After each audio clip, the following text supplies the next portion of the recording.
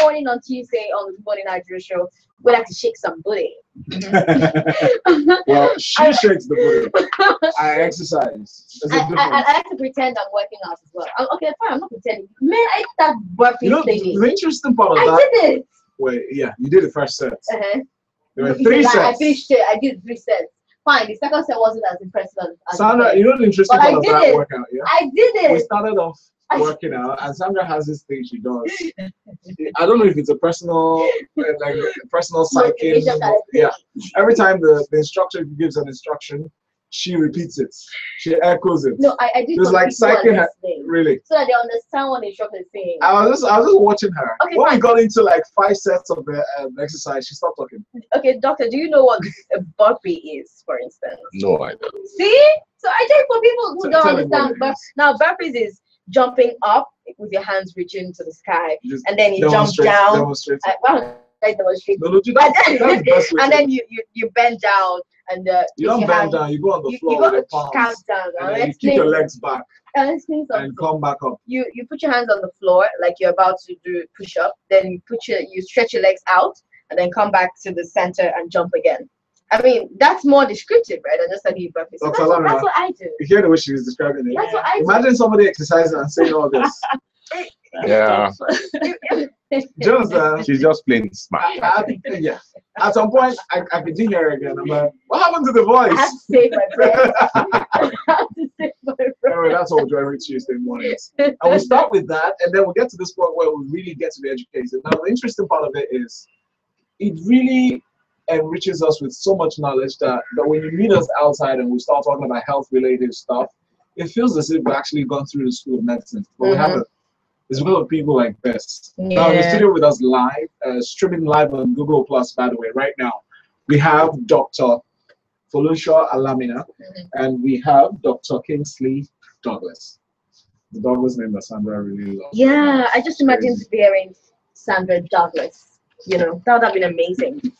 Sandra Douglas, like Michael Douglas. You know he's somebody's husband, right? I'm just saying, it's a surname. You have a son, right? Yeah, I do. How old is he? It's 2 years plus now. Exactly. Too young for you. Summary. Okay. Summary.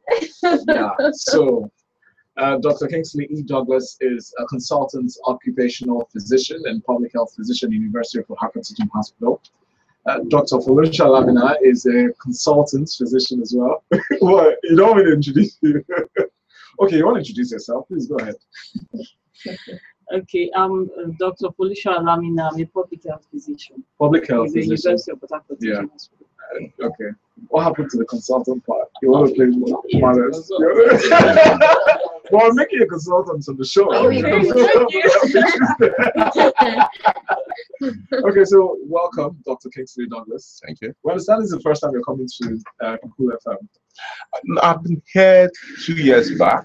Yeah. And in this studio. This same studio. Oh, really? Yeah, there used to be a lady here. She had this morning show thing just like this too. Okay, but she's no more here. It was Joy. A Berebe. no. Remember, at first I thought it was Marian, but Marian was not here. It was Joy Berebe. I think it was Amanda. Amanda, that's the name. Yeah, Really? it's Amanda. Yeah. Oh. Amanda had a health thing going at some point. Amanda. Okay. Was it this interesting at that time? We just started. No, just We just started. Just say no. For peace to reign. We just started. I like the sarcasm.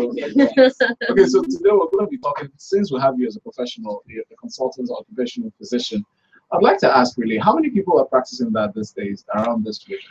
Well, aside the big oil names, you know, 1 or 2 or 3 of them, so to speak, I think the University of Port Harcourt seems to be the only one, aside the big names. Although, of course, a lot of the private concerns try to pretend, in my view, to be practiced occupational medicine. When you say private concerns, how do you mean?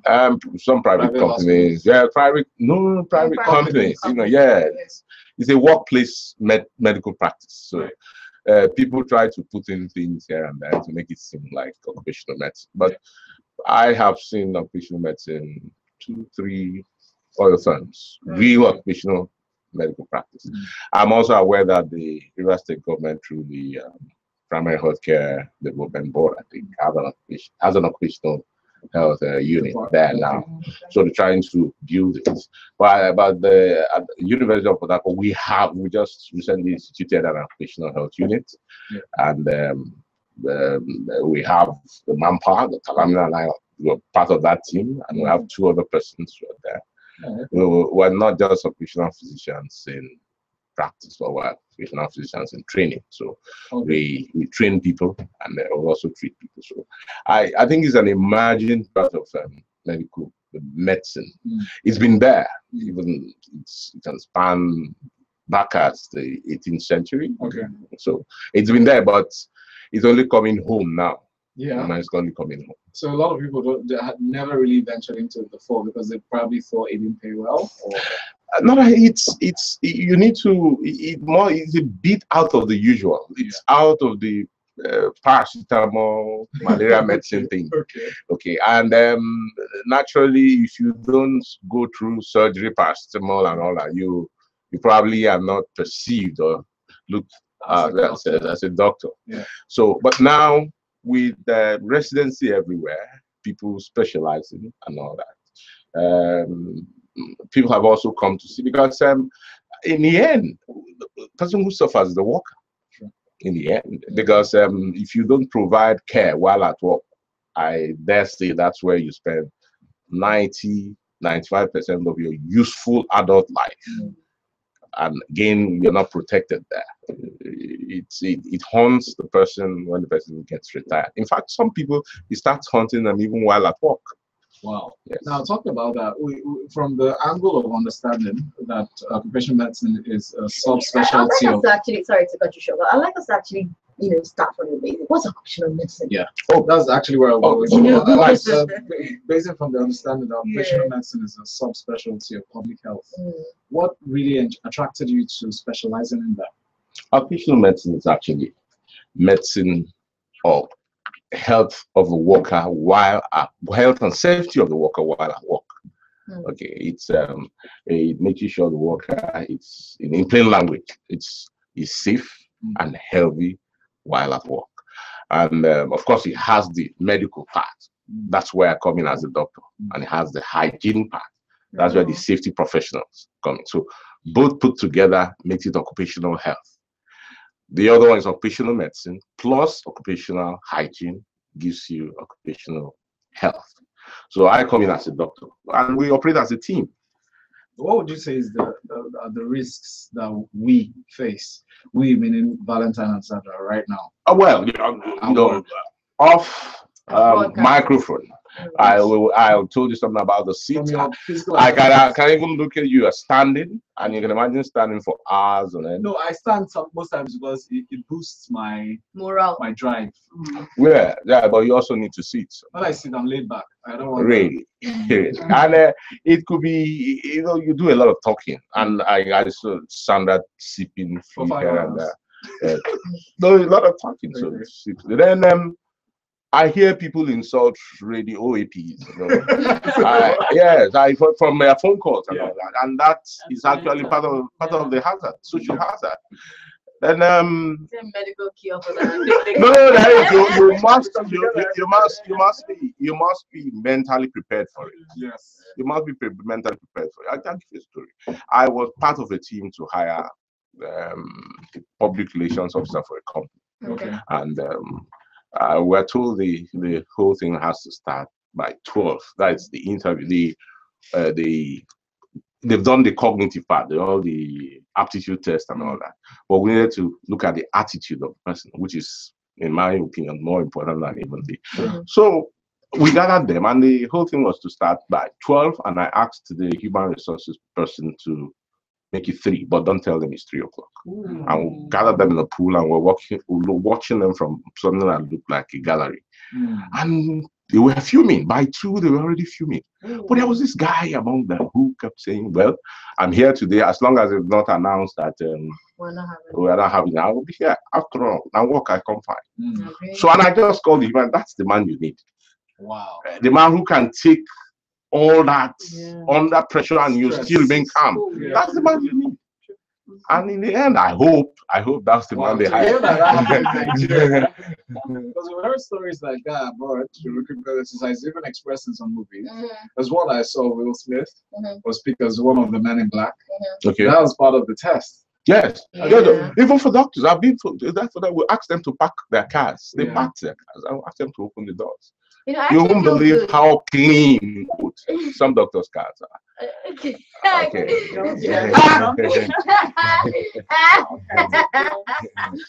be a sight. Yes. Then we simply ask them to copy the company vision, because we have an issue. We knew they were all doctors. Yeah. So of course they are qualified to practice medicine. Definitely. So there was something we were looking for to separate. To stand them out. Yeah. So and we asked them to copy the company vision.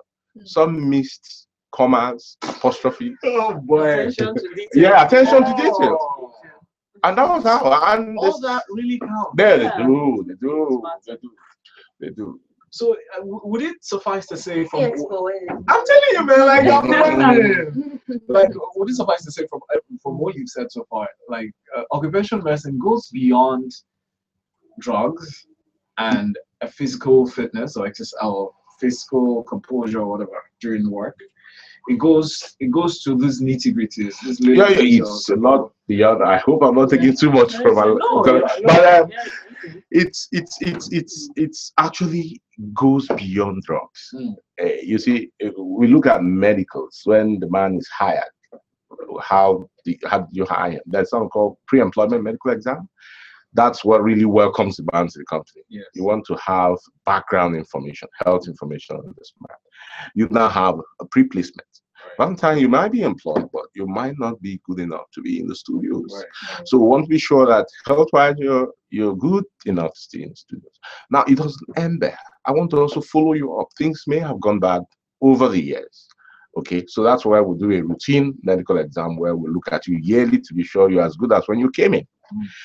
Then there will come a day when you are not. You said it keeps you alive. You said standing keeps you alive, keeps you, and all of a sudden you're cold. And Sandra asks, "Why are you so cold today?" Nothing. Oh, she does that a lot. So when that happens, Sandra has the duty to tell your boss that Valentine is a bit cold today. And say, let him go see the medic. Okay, that's a request medical examination. And for any reason somebody takes or falls ill and comes back after treatment is well, comes back. The person should actually go to the infirmary to be cleared before it comes back to work. It's still part of the request. Then after all this retinue of when you want to retire, we also need, because you can never do the same as when you came in. Retirement exposes one to beat up some of the chronic ailments, arthritis, diabetes, hypertension. Just reminded me of someone. Sorry to call you short there. There's this guy. I'm not going to call out his name. It's quite sad. He was a manager for a long time at Ajib Oil Company, and he retired. 2 weeks later, he died. Oh, yeah. Yeah, I think. Yeah. Yeah.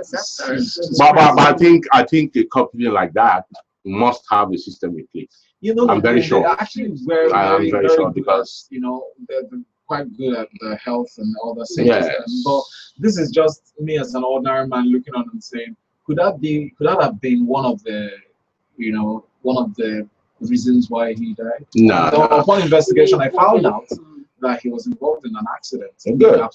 Because I know that I know a company as good as that has the means, and they can know that they have health systems in place. So that really pointed out to the fact that so possibly if we were still working with the company would give him facilities enough to take care of him while he had the accident. Yes. So, but as he's retired, he's no longer within the services of the company. No. At the level of the manager, I can tell you the company will go all out. Yeah. They protect their own. They did. I can tell you, they protect their own.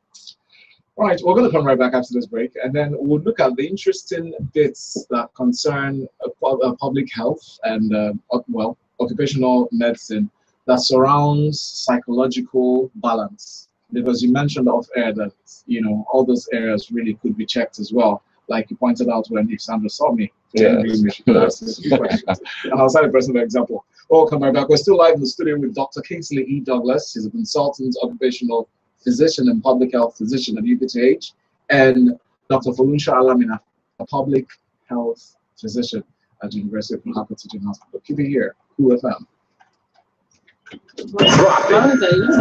Check this out. You start really early, right? You come in here really early. And sleep. We wake up at 4 a.m. Sleep issues. Yeah. Oh yes, we have sleep issues. Yes. When you close for the day? Close at 10, and then you have to prepare for the next day. 10 p.m. No, 10 a.m. But you see, from live studio. anytime you break, Or you still work after 10? I mean, yeah, we do. That's produced for the next day. We do like a report. We call it post-mortem. Oh, interesting. and the moment you break sleep for any reason, there's always a problem. That's always a problem. Then you have those as well to help who work overnight. For instance, on Saturdays I work overnight. I work from 1 a.m. to. Oh, you play those good tunes, huh? Yeah, that's when I enjoy radio. Really? Day and night, only music. Only music. Oh, She's not about dirty stuff. No, I don't. I know she looks dirty. And then when I come back, I'll have to mop up all that filth with gospel songs. Okay, good. Sunday morning. Is this Valentine or somebody else? Sometimes there are certain topics I choose, and when I'm thinking about it, like, oh my god, I can't believe that bicycle, that play gospel song. You know, it's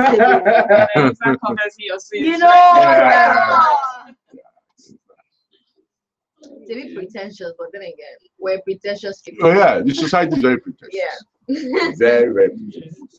We're pretentious people. No, you don't want to watch Big Brother. You're insisting this should be this. It was in the house yesterday. That thing. No.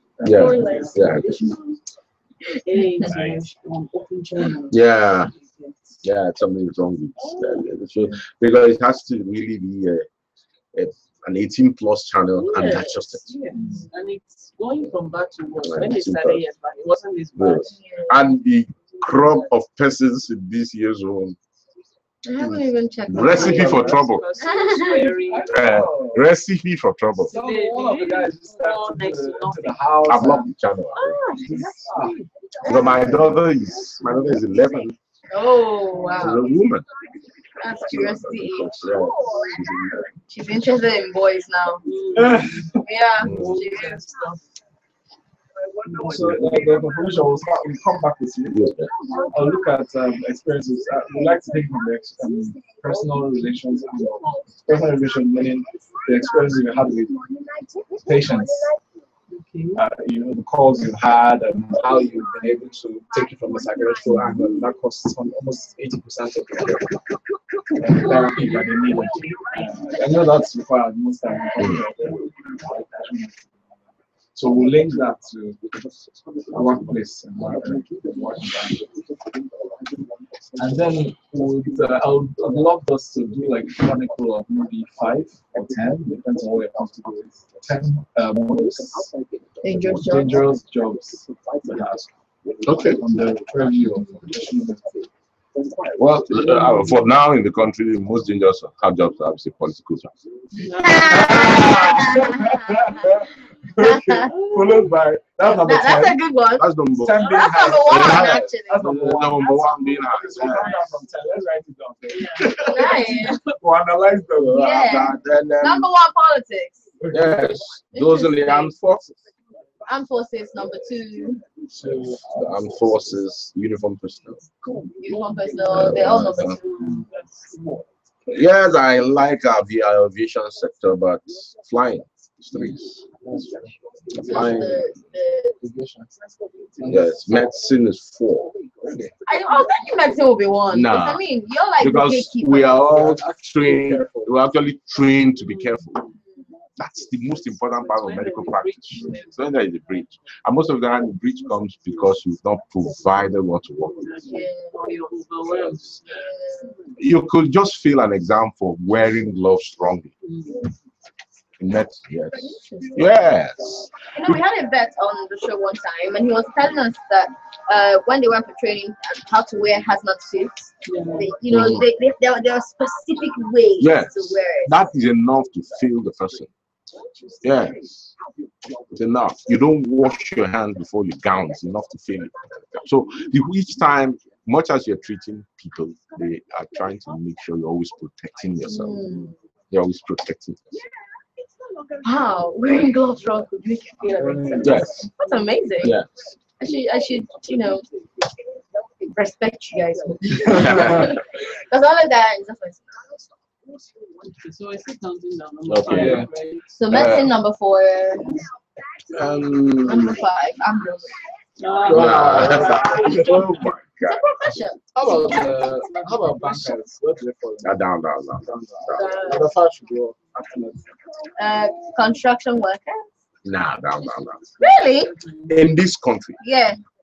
This country, not yet. There should be like 6, 7. Are you serious? Those in the motoring industry, those are transport.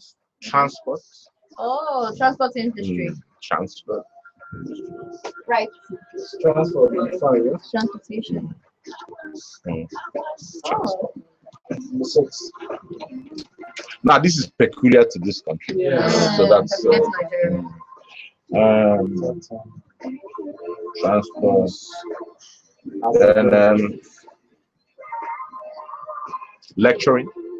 Really? Yeah, being a lecturer, cultism and attack on lecturers. 7. You have lecturing, teaching. We can get the construction people now. Construction guys.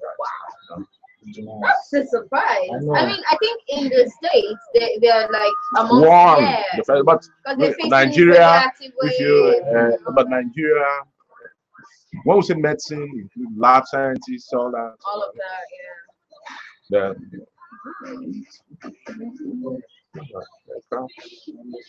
Tomorrow now, when I meet some hot young doctor and I'm chatting, he's like, wow, you're so knowledgeable. That's no idea. I'm like,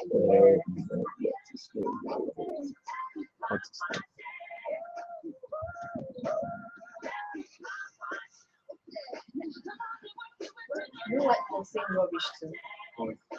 Car wash is the song. Car wash is the song. Number 8. Just wake up one day. The farmers face any. They do, but they're down. After we have politics number 1. I'm trusting them. Broadcasters are not on that list. No. That's bad thing. That's what we have. We face dangers of getting kidnapped. A house was kidnapped. All right. Or getting arrested. That AIT guy was arrested. That's a hazard. Yeah, it is. The IT guy was looking I feel unspecial.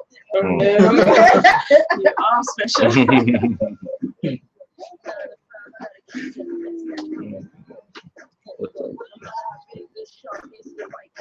Preachers? No, they're not. They really are not. They are not. Okay. These guys do voluntary workers. Yes. Voluntary workers. They don't come into health. Most people don't volunteer for health, really. You could have volunteered for other things. Humanitarian. Yeah. Humanitarian workers. What kind of dangers do they face? Huh? You get kidnapped, you say the wrong thing that abuses their culture, you're gone. And Or flesh eaters. They will eat you. but in this country, banking has reduced because with the electronic thing and all that, they reduce cash. Show on 95.9 Cool FM. Hey guys, let me tell you about something seasoned, something fresh, something you will love, something new. It's Sports on Newspaper, a product of Cool FM, Okay, broadcast can go to Nigeria is OSFM. For all your accurate sports stories, grab a copy of Sports on Newspaper every day of the week from your local vendor. Sports On is no ordinary sports paper. It's an overbrand, unique and different way to do it. A new door in sports journalism, a fusion like no other. Your contributions via the Cool Wazobia Info family social media portal are every issue. In the past, they used to, but not now. Those are everywhere. Really well. Grab your copy now. Doing business with us just got a lot easier as your favorite radio stations, Cool FM, Wazobia FM, and Nigeria Info FM now have a new pneumonia office. danger. And now everyone able to speak off and do the streets you like about. Visit all your inquiries, advert placements, program sponsorship, event coverage, so much more. The address again is number 31 in Douglas Street off Kaduna Street, D-Line Kabaka. Open weekdays from 8:30 a.m. to 5:30 p.m. and Saturdays 9 a.m. to 1 p.m. For more inquiries, you can call 081-700-18162. Has your talent ever been described as good for nothing? Are you wacky, goofy, off the wall, weird, unusual, or simply funny in a strange and crazy way? If any of those descriptions fit you, no other talent is required. Roll up your sleeves and hit our website. Take part in the wackiest show on TV. You're also invited as audience to watch the Means business is good. Just visit our website and follow the procedures. For Cool TV, visit www.cool.tv.tv. I'm happy you're here. www.wazobia.tv.tv. Good luck.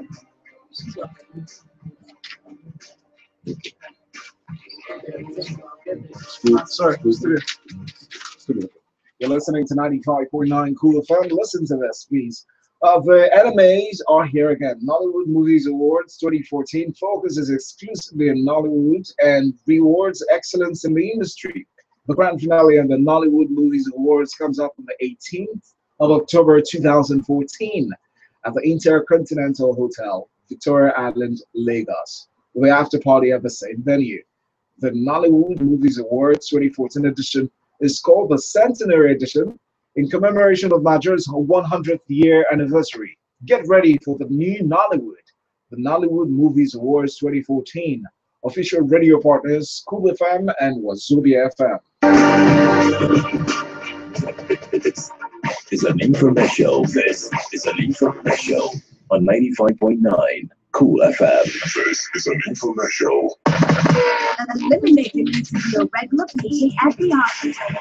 I wonder what could be the matter with Keep your health right. Tune in to Healthy Tuesday. Healthy Tuesday. People with Valentine and Sandra on the Good Morning Night Show. Only on 95.9 Cool FM. Welcome back to the studio. Today, Healthy Tuesday, we're looking at occupational medicine. And interestingly, before the break, we introduced our guest, beautiful guest, wonderful guest in the studio with us. We have Dr. Ladies first, right? Yeah. We have Dr. Felucia Lamina, a public health physician at the University of Port Harcourt. We have Dr. Kingsley E. Douglas. He's a consultant occupational physician and public health physician as well of UPTH. And Dr. Felucia, to you now. Psychologically, how do you handle cases that go beyond physical medicine? Okay, I'm happy you said that go beyond physical, because normally, right, when we, when we define health, there's a standard definition we have. We often mention the components: the physical, mental, and then the social.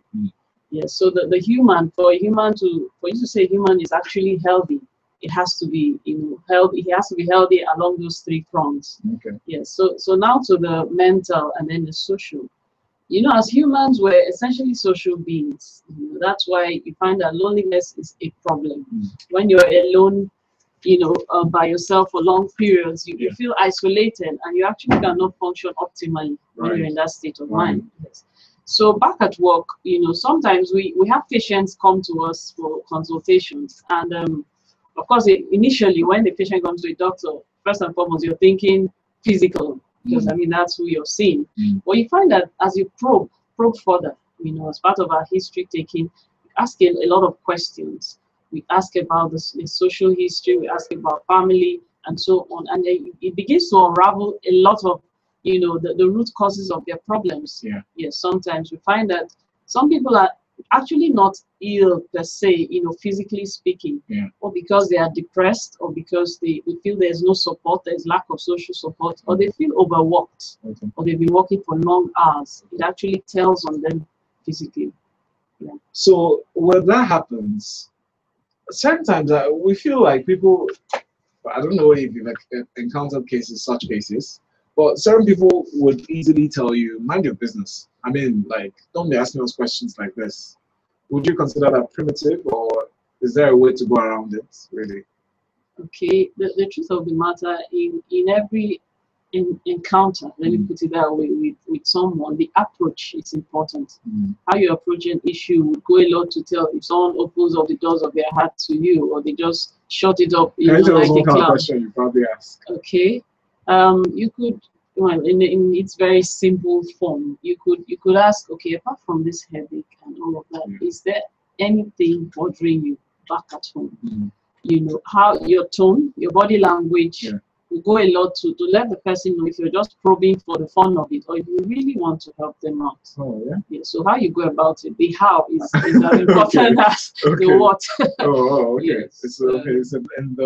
And how you ask the questions. Exactly. And when the patient sees, or your client sees that you're out to help, you know, so even from the moment they step into your office, how you establish a rapport with the person, and you know, all of that tells the patient that, look, this person is here to help me out. I'm here to seek help.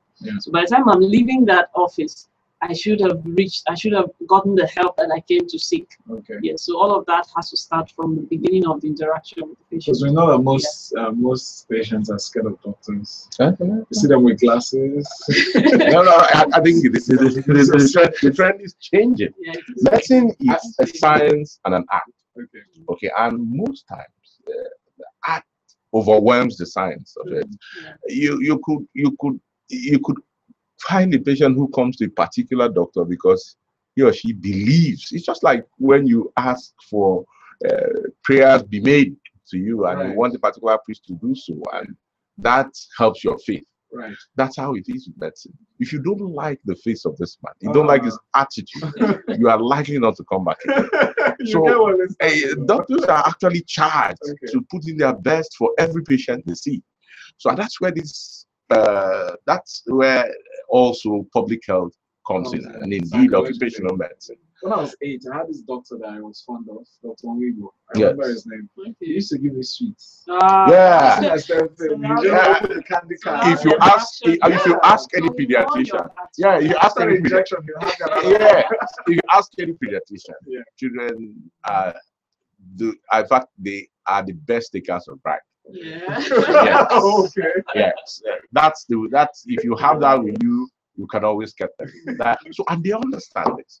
And in occupational medicine, you don't just sit up there, you're the doctor and the others are down. You must come down to where they are, relate to them, so that when they happen, because if people tell their problems to friends, and you have to make the patient your friend, so that the problems come in.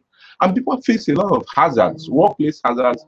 They may think is, oh, my boss is difficult, oh, this is that. But the truth is, there is a part of workplace hazard people are not looking at, and that's bullying. Bullying. And you could bully a man by giving him too much to do. What?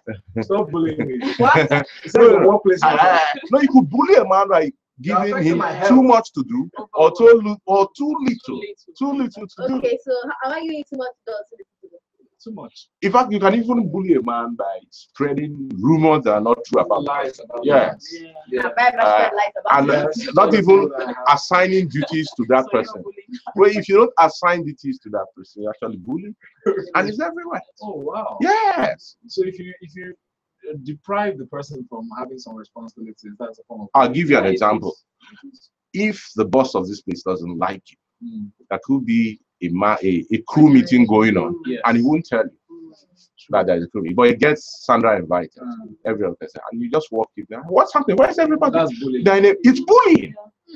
Bullying in occupational medicine is actually assertion by aggression. You assert yourself by aggression. That's bullying. And you do everything to intimidate the person. And that's so when there's any, why wasn't I invited? Oh, forget it, we didn't think it was. You give an instance of air about asking somebody, okay, telling them that particular day their responsibility is to open and close the gates. Meanwhile, that's not what. That's always duty. You can imagine you're a presenter. Yeah. And your boss comes in, I'm the boss, and you know the letter of employment says, and any other duties that may be assigned to you by your boss. And he just wakes up in the morning. And he just wakes up in the morning and tells you, Valentine, today you're going to be the gate man. Wow. He has already started bullying you. Wow. Yes. To affect your image. And that's where the occupational physician comes in. Yes. How we don't have a lot of those around here? No, you see, it's a team. There's the occupational physician, there's a psychologist, that's the occupational medicine. So you have to actually refer the person to the occupational psychologist. Then there is the ergonomist, who is most of the time an engineer, mechanical engineer that puts your seat and all that in order. Then there is the occupational hygienist. And there's the occupational nurse. Ergonomist, yes. And it's a major pillar of occupational medicine. You can't do this in a day, right? No, I don't think so. Like, we need to do a second part today. Yeah. We're not rounding up, but we need you to run down Dr. Kingsley, run down with Dr. Alamina with us the top 10 most hazardous jobs in Nigeria. Okay, unfortunately, we run a country that is abnormal. And not because it should be abnormal, because the system is abnormally abnormal. So what may be the top 10 difficult jobs in Nigeria may not be the same just across the border. Okay. But for Nigeria, obviously politics is the most dangerous profession to be in today in Nigeria. Oh yes, politics is the most dangerous. You see, I drove into your studios myself. I didn't have to watch my back. But I am very sure you must have interviewed politicians.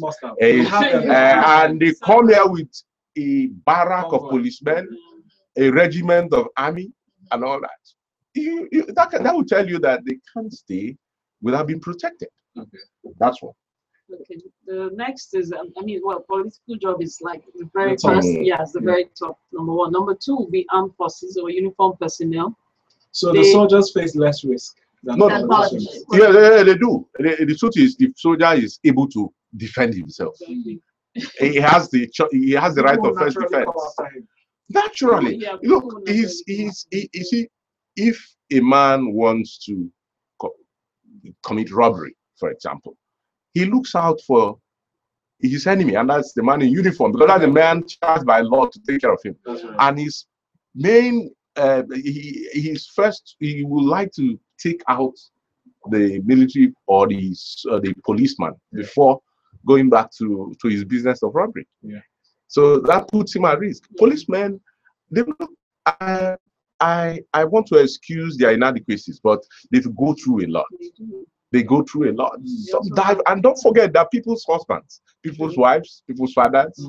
That's interesting. Yeah, they go through a lot. They have also very long working hours. Yeah, they can also be very mobile. Yeah, they can be called upon to do this. That's right. Every time they have to be ready for work, so to speak. Except those in the office. Okay, well, except those in the office. Yeah. How about number 3? Okay, that will be aviation. Aviation. Flying pilots, the crew members. Plenty of thanks to what has been done in the aviation industry. A lot of infrastructure in place, but we still think that we need to improve the manpower. Wow. Manpower in the sense, those who watch weather, those who direct flights, those who repair the aircraft, those who even fly them. So most times, I am sure when you're on an aircraft, 70–80% of people are saying prayers. Yeah. And frankly, most of the time, when they touch down.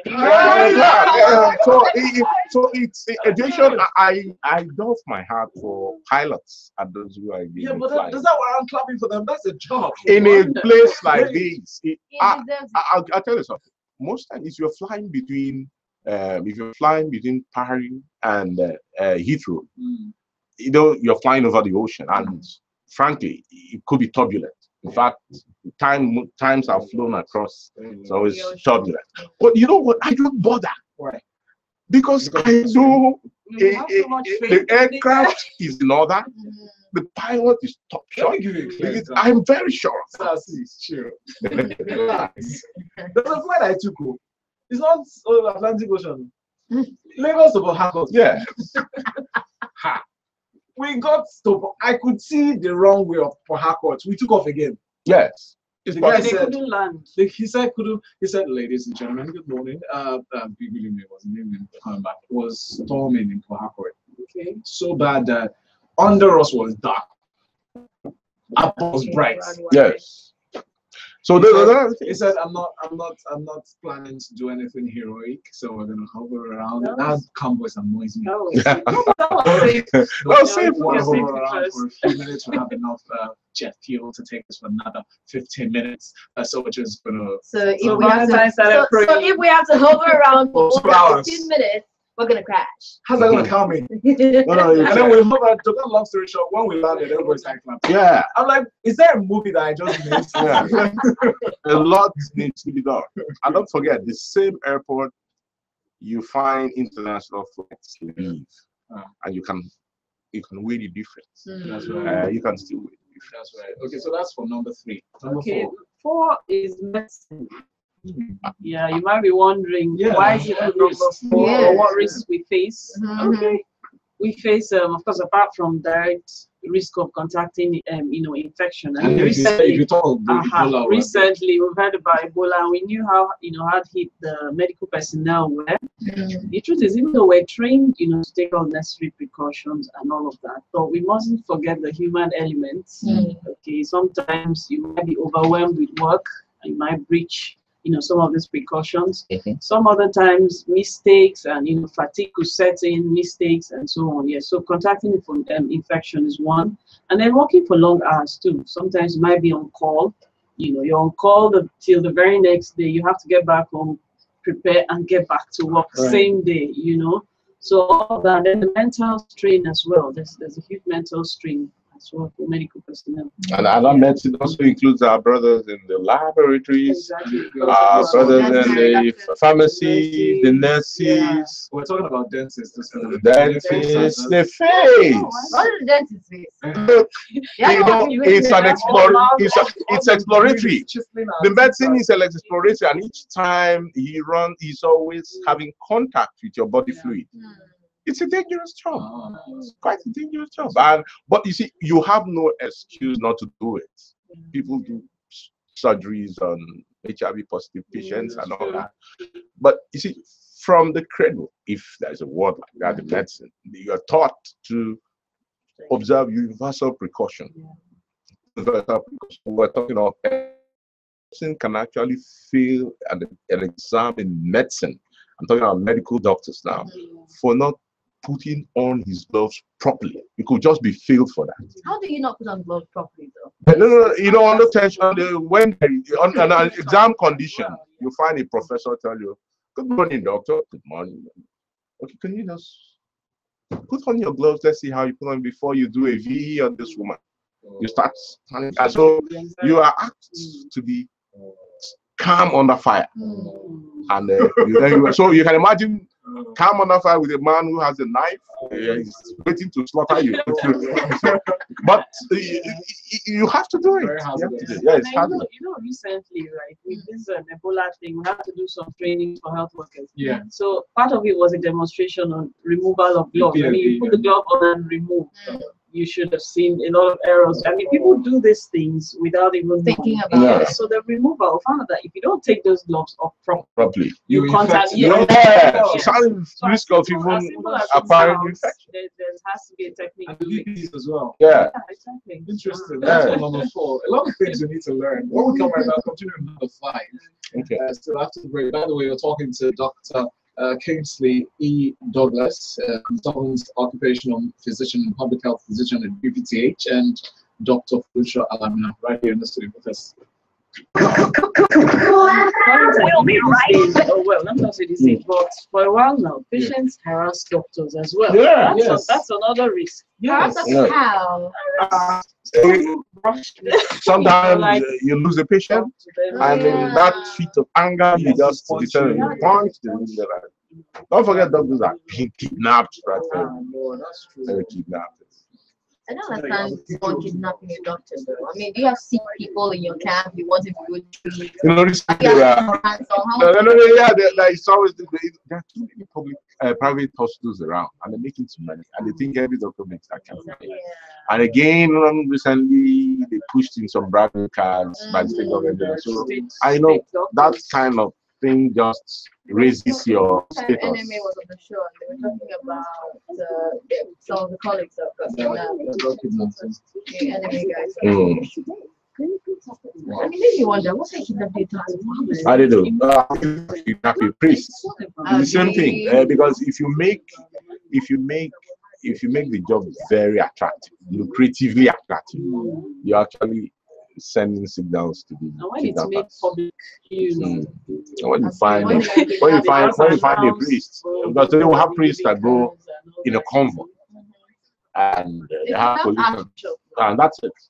And I said, I'm Anglican, and I said that in a synod, one of our synods, that you have left the path.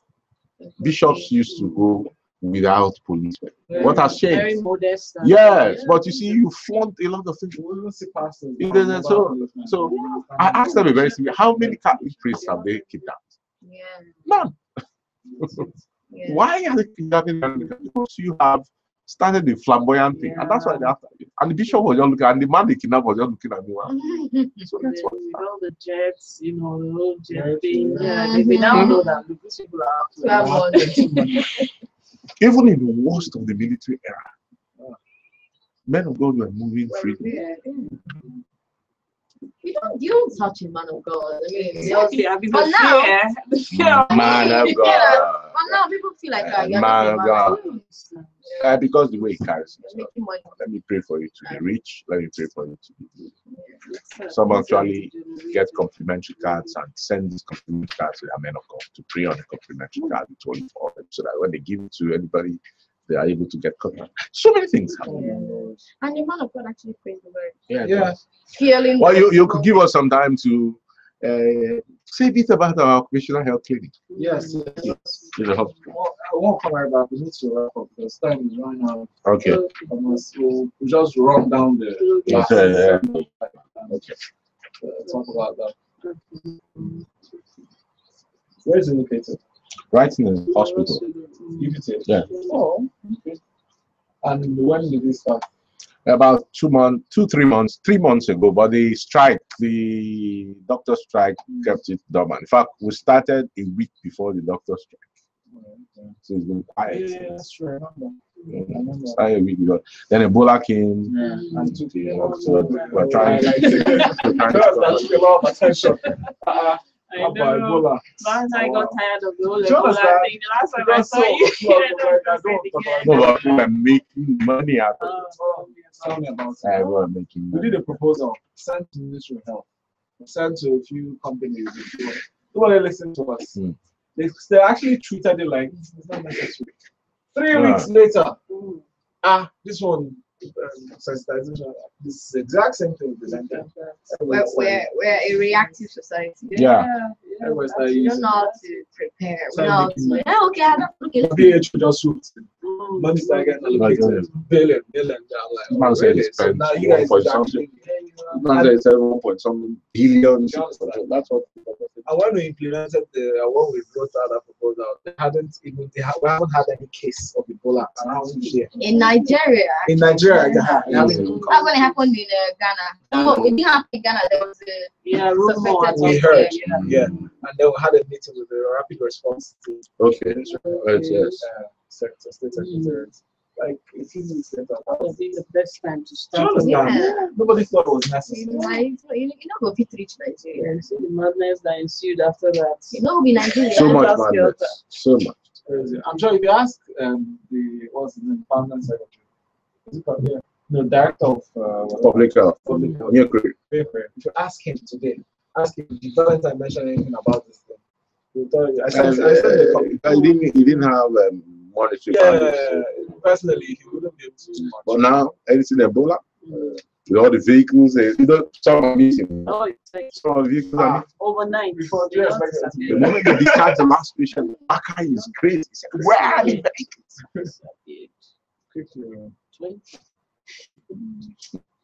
It's a beautiful country. Very unusual. That's why every time when we're saying our leaders we are our leaders. Yeah, Of course. We are our leaders. You see these guys who run. In the end, they'll still get what they want because they know where to hit us. They know We where are to hit them us. and they are us. They They're a know where product to of hit us. I like actually have this more like a small documentary on Nigeria. It's in my laptop. It's all about, you see what these people who claim to be leaders said in the past. Yeah. Caught on tape and all that. Likes of Bangara Kigibe, Tommy Kimi. I was watching it 2-3 days ago. Tommy Kimi, even in Saldana. What he said daily, because he had Granot going for him. And back when what they call this chapter, Okotiebo, those big names, and you guess right. So the problem is not what you see now. It's something that's been calling. And no thanks to these people who call our father of the nation, Z, Awu, Saldana, about these parts in this country. It's been a trend. They messed this country up. They messed this country. If you go through that thing, you know that. And you take a generation. But the good thing is that so, and the people are intermarrying. So that's watering it down. Yes. I doubt if things will change in under 50 years. But That's I sad. doubt. Take a mirror to a big one.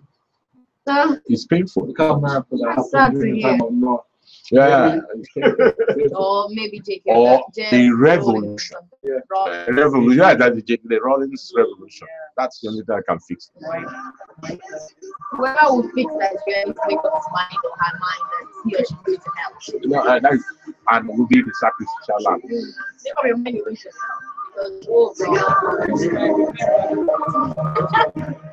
Okay. It's a great song. It's called Kids, titled actually Mickey Echo. Great track. 9:47 on the clock right now. 13 minutes left on the show. Crazy stuff. I know. It's a Good Morning Nigeria show. We're running out of time with Healthy Tuesday edition with Doctors Kingsley E. Douglas, a consultant, occupational physician, and public health physician in UPTH, and of course Dr. Felicia Lamina. You recently, before Ebola and strike and everything took the limelight from you temporarily, then you started something really interesting. I introduced it at the University of Harvard Teaching Hospital. What is it about? Oh, thank you. We started an occupational health clinic. It's domiciled in the Department of Community Medicine at the University of Port Harcourt. It's environmental medicine. With a lot of support from CMD, the Professor Aaron Ujule, Chief Medical Director. He pushed, and we want to thank him for making it possible. Also, the head of the Department of Community Medicine, Dr. Besto Benoit, an associate professor. He pushed and has also been able. We are not there yet, but we want to thank these persons for making us start. And we got a lot of support also from the provost of the College of Health Sciences, Professor Chris Makani, who helped us to establish it. Essentially, what we do there is we are more like a consultancy. We do for the hospital and we do for people outside. We will help train your nurse, we will help train your doctor, we will help train your caregiver in your workplace on how to manage operational related situations. Now, quick question here before you continue, sir. What is the relevance to the ordinary man of the occupational health clinic? clinic? Yeah, for example, the man who is a bricklayer, doesn't know he has to wear gloves to be able to put up his blocks, lay his bricks. He gets burned by the cement. He's likely to go to the physician. He gets treated, but he will go back to the same job. So when he comes, we will also encourage our colleagues who are physicians to refer them to occupational physicians who will actually help them make it not happen again. Train them on safety tips and also how to. We use, Sandra and I, headphones. Yes. Do we have a particular level of volume we should turn? Yes, you do. You do. In fact, you do have a particular level of volume because sound above 790 decibels can cause actually hearing problems. Sometimes we don't have like something. That's why. That's also you see, that is why the occupational. Yeah. No, that's where your occupational caregiver comes in, because I'm very sure you have an infirmary in this building. Yes, we do. And send the person to us. We'll put these controls in. We train. We train. Let's talk about that. We assess. We do workplace assessments. Pick the hazards. Tell you what to do. So what to do about can it. come to you. Anybody can come to us. If they want to reach you, how do they reach you? The Department of Community Medicine, University of Port Harcourt Teaching Hospital. Go through the CMD's office if you want. Come to the head of department's office.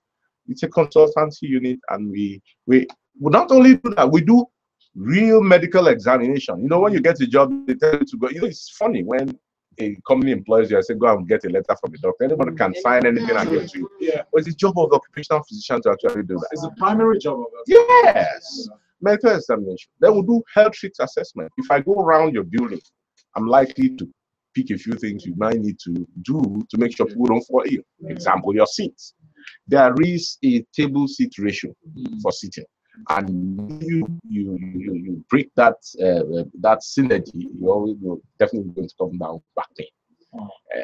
Yes, our people like the big chair, big executive chair, but then the man is stooping to sign paper. He's stooping to sign. No, it should be something you naturally just do. So we try to balance the height of the table with this. What about those in cold places? What about those who work in dusty environment? I should make sure you're not asthmatic or you don't have any ongoing chronic obstructive airway disease to be there. It's all about, like you're using headphones. Your Medicare should actually do an odometric test for you yearly to make sure your ears are intact. Should do that every year. So we run such conduct. We also do walkthrough assessment. But for that, I told you when I came in, I was pleased to find that that you had a tennis court here, and I got to later know you had a gym. You have to relax the workplace. There should be tea break. We go out a lot. Yeah, tea break. Like today, let me tell you you know, as we wake up really early, so most times we skip breakfast. That's not a meal of the day. So after now, we're going to what do you call it? Casablanca. We're going to chat with seafood. Good. Yeah. And after the food, after eating at Casablanca, what we're done with the meal, we sing. That's lovely. That's lovely. Yeah, but that's nice. That's nice. That's really nice. So that's part of keeping healthy. Yeah, that's part of keeping healthy. That's part of keeping healthy. So we give you a tip there. That's part of keeping healthy. So we're there to treat. We're there to help people happen. We're also there to treat, because there are occupational diseases. There are occupational diseases, and we're there to treat. So it's a new place, and the manpower is there. We have management support, and you can be sure, because it's government driven. People have this fear, but this is being done by professionals. Would you mind giving like a contact point, maybe a number, an email address, actually, or a website or something? For now, I think persons can come through the hospital. I say this about, especially the health of the UPT. Just come there, ask for the Department of Community Medicine, and they'll bring it straight to us. We run the clinic from 9 a.m. for now. We're starting Wednesdays, 9 a.m. till about 3:34. So every Wednesday. So everyone who has an organization that just wants to make sure their staff is in top form. Top form, they come there. They can be sure they are dealing with professionals. Anybody, yes. Yes. Most especially these people who are going to start campaigning. Yes. You better go set your team down for medical check. No, but because you know, even one of the politicians once said that the politicians should do psychiatric tests, which in my view is correct. Don't you recommend that? I do. That's one. Two, they also should have a psychologist around them. Because they go through a lot. When you say around them, really, not to sound biased or anything, but they might be paid off to give a valid report. And that's why you need a neutral body like government institution like this. Yes, that's what I'm saying. You need a neutral body like it because they should not take, because after all, people get appointed by going through the SSS, the government institution. Yes, they write reports. So the SSS recommends that okay, this man has that. So if you pass through a government channel, unbiased, and that's why I believe results from government clinics a lot. The reason being that the person who takes the sample, the person who carries out the test, the person who gives you the result, it reduces bias. Or you walk into a large van, takes it, so it gives you what you want to do. Makes sense. Yes. Thank you so very much for coming through. We can't thank you enough, really, but there's something you want to do. Okay. I think she's done it before. She has. She has. No, but Yes. look at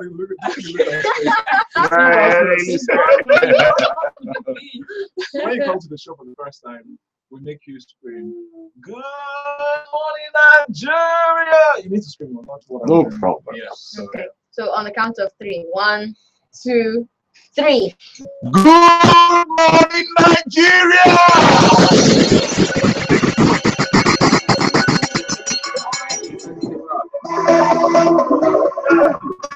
Wow, nice. I think I enjoyed it.